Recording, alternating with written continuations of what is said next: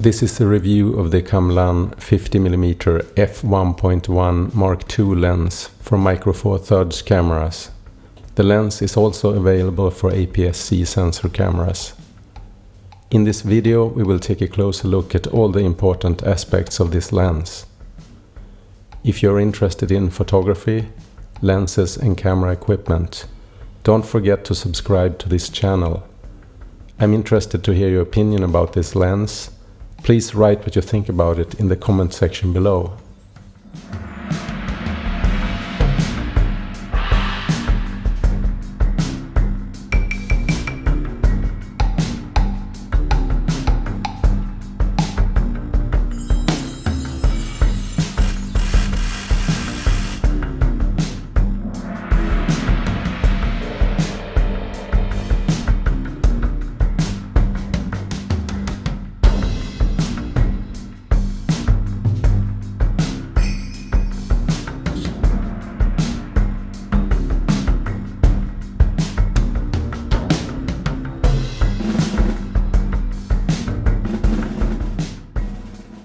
Kamlan is a new Chinese brand which to some extent is financed on Kickstarter. If you want more information, please check the Kickstarter page for this lens. This is the Mark II version of this lens. I cannot compare it to the earlier version since I haven't used it. From what I heard, the Mark II version is a big improvement from the first version. My first impressions can be seen in my previous video about this lens. The focal length is 50mm, which is equivalent to 100mm focal length for a full-frame camera. That makes it a telephoto lens. It can be used for portrait as well as low-light photography. The closest focus is 0.4 meters, which enables macro photography to some extent. The large maximum aperture can create images with shallow depth of field, where the object in focus is isolated from the blurred-out background. First, I will look at the physical aspects of this lens, then the specified optics and functionality, before moving on to various aspects of image quality. Finally, I will present my conclusions about the lens, with some comments about how to use it and what kind of photography it's good for.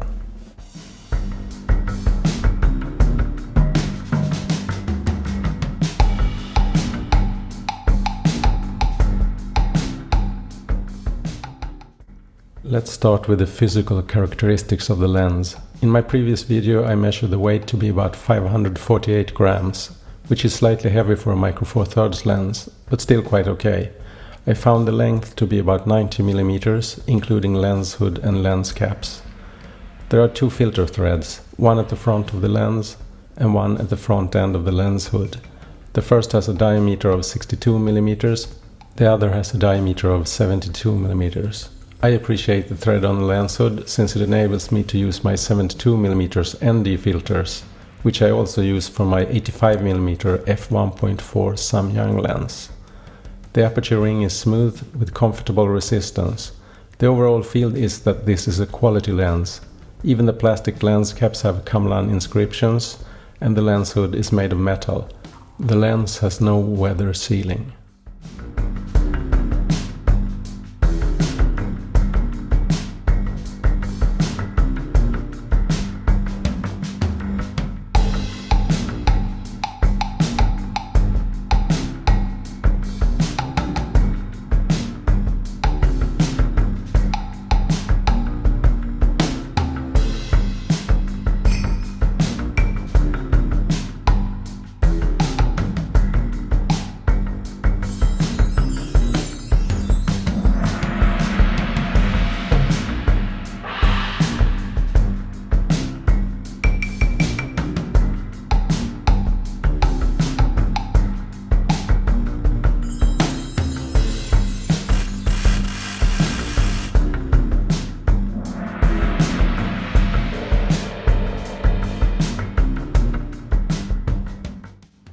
The focal length is 50mm as previously mentioned. That corresponds to a 100mm lens for a full-frame camera. It has continuous aperture settings without clicks between F1.1 and F16. The aperture has 11 diaphragm blades. The aperture setting has some effects on the images which I'll get back to later. The closest focus is 0.4 meters. The lens is completely manual, with no support for autofocus or aperture control from the camera. There is no image stabilization in the lens, and no EXIF data is communicated to the camera. In other words, the focal length and aperture setting for each shot is not saved to the image file, where the focal length instead is set to 0mm. My opinion is that 50mm is a very useful focal length, and I don't mind focusing manually. Micro Four Thirds cameras have good support for manual focusing. I use two functions. One is focus peaking, which shifts the color of the pixels as they get in focus. The other function is digital magnification of a small rectangle in the viewfinder, which enables precision focusing on a small detail in the image. Both these functions can be programmed to function buttons for easy access. I recommend using these functions since it's very difficult to get the focus right by just looking in the viewfinder, especially for large apertures with shallow depth of field. Manual aperture control, in my opinion, is not a problem either, since it determines depth of field, which is an important part of the composition, which I prefer to select manually, while the camera can select the shutter speed automatically. By using focus peaking and aperture priority, it's possible to take quick shots. I use Olympus cameras, which have image stabilization in the camera body. For that reason, I don't mind using lenses without built-in image stabilization. For people using a different camera brand, that may be an issue.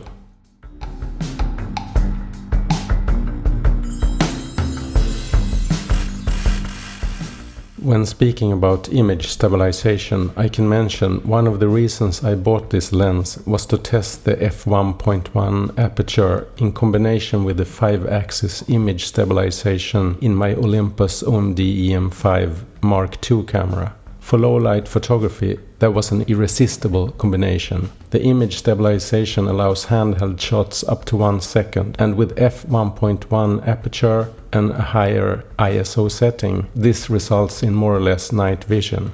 In other low-light situations, the large aperture allows faster shutter speed indoors and outdoors at night.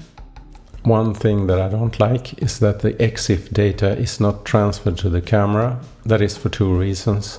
The first reason is when shooting in low light, it's hard to see the setting on the lens in the darkness. If the EXIF data was communicated to the camera, the aperture setting would appear clearly visible in the viewfinder. Some of my lenses have the focus ring and the aperture ring opposite to the layout of this lens. And in dark environments, a mix-up would be detected immediately in the viewfinder if the data was transferred. The second reason for this being a problem is when analyzing the images after a photo session, where many lenses may have been used. It is then not possible to see the focal length or the aperture setting in the image files. The missing EXIF data is not a big issue, but it's a bit annoying.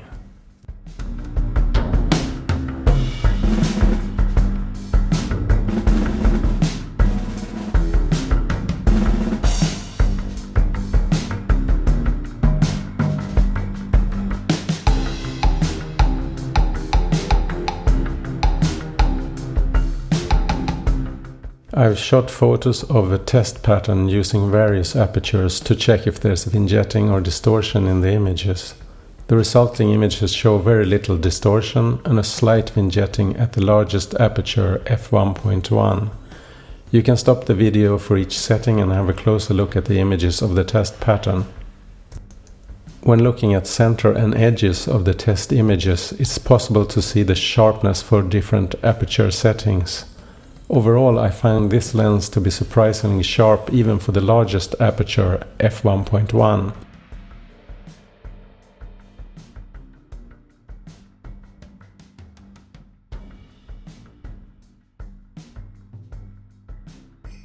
The vignetting falls off quickly at f1.5 and is more or less gone at f2.0. Another interesting thing is that the peak sharpness of this lens seems to be somewhere between f2.0 and f2.8, which is a bit unusual. Most lenses are optimized for maximum sharpness around f5.6, but this lens seems to be optimized for using large apertures, which is an idea I like.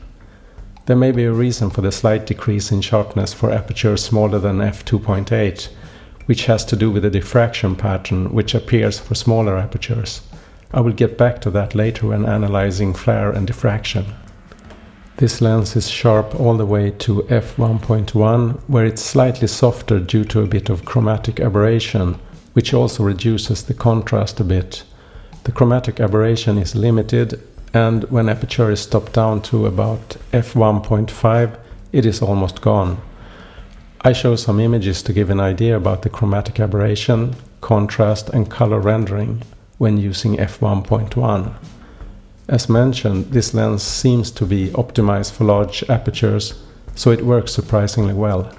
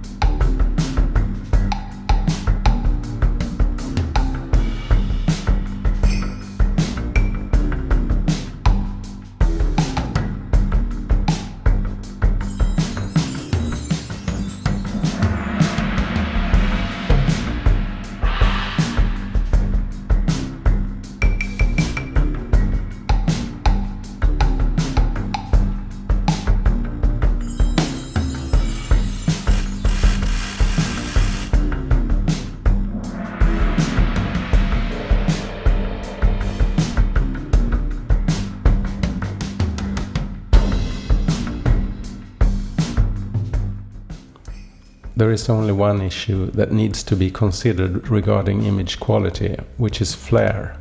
After testing this lens for a couple of weeks, I found that the daytime flare and nighttime flare appear differently in the images. Daytime flare is mainly when shooting against the sun, an intense light source or a reflection. To me, the flare that appears when shooting against the sun creates an interesting effect, especially when shooting videos. The flare appears like a line of circles with decreasing size. I rarely shoot images against the sunlight, but I find this effect artistic. That is of course subjective. The size of the circles in the flare can to some extent be controlled by aperture setting. To me, this doesn't seem to be a problem, and these situations can be avoided. The nighttime flare appears to be more of a problem. It appears in images of light sources against dark background when using large aperture. For instance, when shooting an image with car headlights directed toward the camera in the evening. Circles appear around the light sources. This also appears for small intense light sources such as LED lights, which gets blurred out because of this halo effect. The effect decreases gradually to about f2.8. where the circular halo is gradually replaced by a star diffraction pattern, which gets more intense as the aperture gets smaller. Of these two effects, I have to say I kind of like the star glimmering effect for the small apertures, while I don't like the halo effect for the largest apertures. The midpoint, where the star pattern and the halo are equal, seems to be around f2.8, which makes it a sweet spot from nearly all points of view, such as sharpness, chromatic aberration and flare. If shooting a night city skyline photo, then I would recommend shooting at f2.0 or f2.8. If there are no intense light sources in the image, then f1.1 will produce reasonably sharp images too. I have shot some images to compare flare for f1.1 and f2.8 when shooting images of LED lights. As can be seen in the f1.1 images, the bright lights look almost out of focus due to the flare and to some extent due to the chromatic aberration, while the f2.8 images look very sharp. Note also that the f1.1 images have a larger part out of focus due to the more shallow depth of field. The last images show car headlights. towards the camera, which produces a circular flare around the lights. And the last two images shows the star pattern for the smaller apertures. The setting here is around f5.6. The flare is no problem when the light is less intense or more diffuse. Whether you find the circular halo pattern or diffraction star pattern acceptable is subjective. Look at the test images and see how the pattern changes with the aperture, and then you can make your own judgment.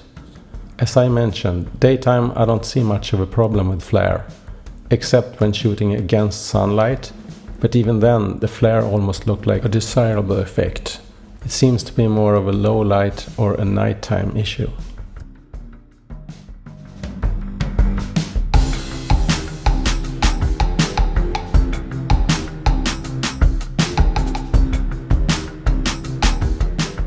For f1.1, as expected, the autofocus lights and highlights appears as nice circles, and due to the shallow depth of field, the background can get blurred out. Lots of people are obsessed with the bokeh quality and smoothness. I'm not one of them, but from what I can tell, this lens does the job well when it comes to bokeh. I have added some sample images showing the autofocus blur.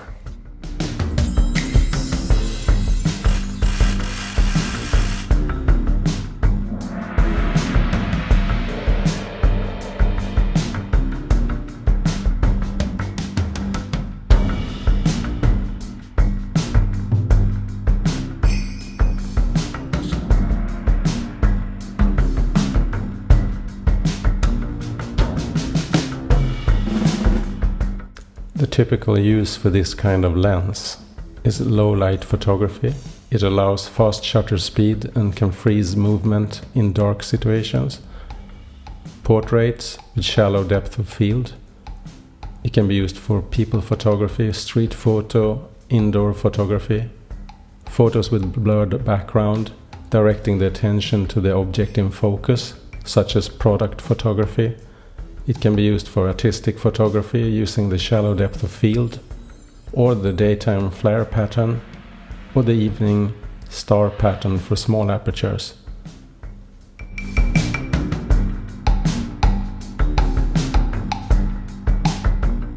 I summarize the negative and positive about this lens. The negative first. The lens has no support for autofocus, aperture control, or transfer of EXIF data. It is not weather sealed.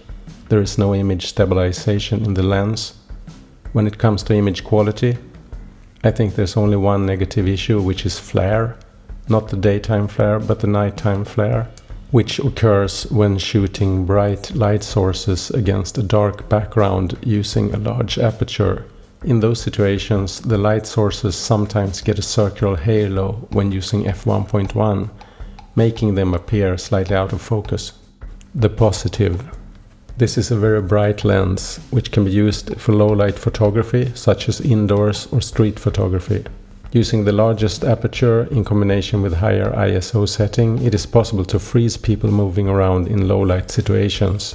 The lens is sharp all the way to f1.1, although it appears to be sharpest between f2.0 and f2.8.